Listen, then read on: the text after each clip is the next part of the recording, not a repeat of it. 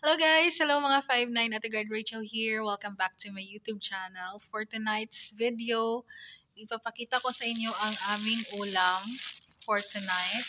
Ayan.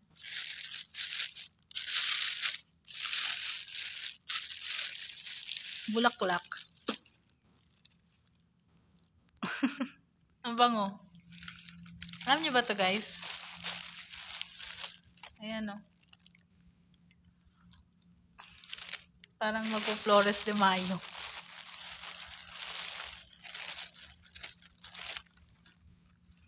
Bango niya guys.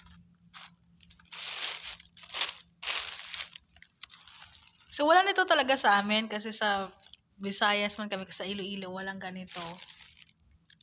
Or hindi ko lang siguro alam, baka meron naman ganito. Pero nakalagay kasi doon na mostly sa Luzon tsaka Mindanao area lang siya. Tapos yun, kahoy daw siya na parang yung bunga niya parang sitaw, ganyan. Tapos so sa ano ko nung nakaraang nakaraang video, in-upload ko lang siya sa aking YouTube Shorts ba yun, or sa Reels ng ganyan. Nagawa kami ng katuray salad. Tapos madami pala to guys sa kasama ko kasi may puno daw siya, maliit pa daw, binigay ng mother niya from Mindoro. Maliit pa daw ganyan. Tapos sinanim niya doon sa bakura nila sa Antipolo.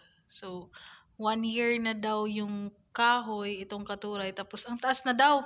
So pag kukuha siya nito mga bulaklak, umakyat pa siya sa bubong. Ayan. Bango siya. Naalala ko tuloy nung mga bata pa kami, 'di ba? Tuwing May Flores de Mayo, naghanap kami ng mga bulaklak tapos tinutuhog sa walis tingting.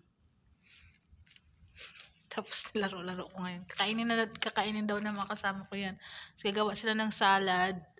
So yung isang kasama may dalang kamatis tsaka sibuyas, tapos yung isa naman yung katuray. Tapos ako naman makikain lang. So ayo guys, kumakain ba kayo nito? Ng katuray?